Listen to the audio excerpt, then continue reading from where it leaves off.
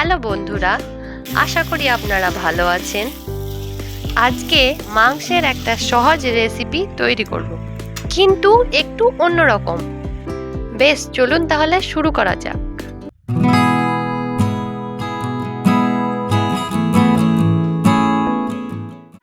আজকের রেসিপির জন্য আমি প্রথমেই 1 কিলো মতো মাংস কেটে নিয়েছি পেঁয়াজ বাটা, জিরে বাটা, গোটা গোলমরিচ।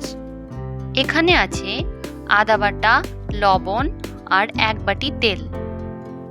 এখানে আছে রসুন বাটা, কাশ্মীরি লঙ্কা গুঁড়ো আর একটা লেবু।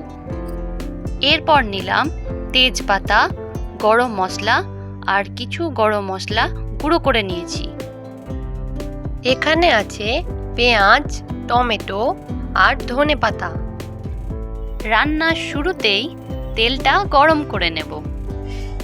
তেলটা গরম হয়ে এসছে, এবার এর মধ্যে গরম মশলা দিয়ে দেব আর 2টো তেজপাতা দিয়ে দিচ্ছি।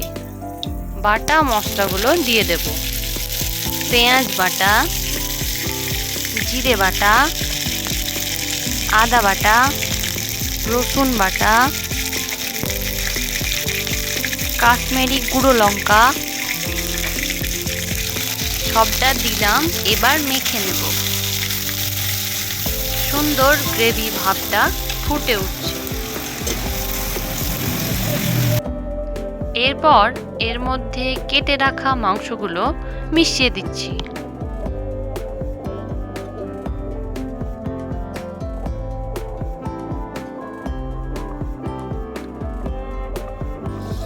কিছুক্ষণের জন্য ঢেকে দিলাম।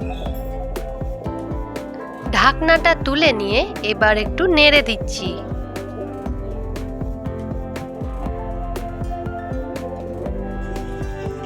খানিকটা নাড়িয়ে নিয়ে আবার 10 মিনিটের জন্য ঢাকা দিয়ে দেব।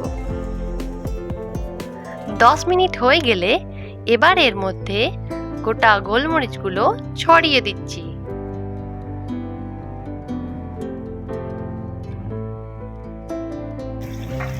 দেখুন মাংসের রংটা কি সুন্দরভাবে বেরিয়ে এসছে। এরপর এর মধ্যে থেঁতো করে রাখা মশলাগুলো দিয়ে দিলাম। আজকের রান্না কমপ্লিট। এবার পরিবেশনের পালা। খুব সহজ এরকম রেসিপির জন্য চ্যানেলটিকে সাবস্ক্রাইব করে নিতে পারেন।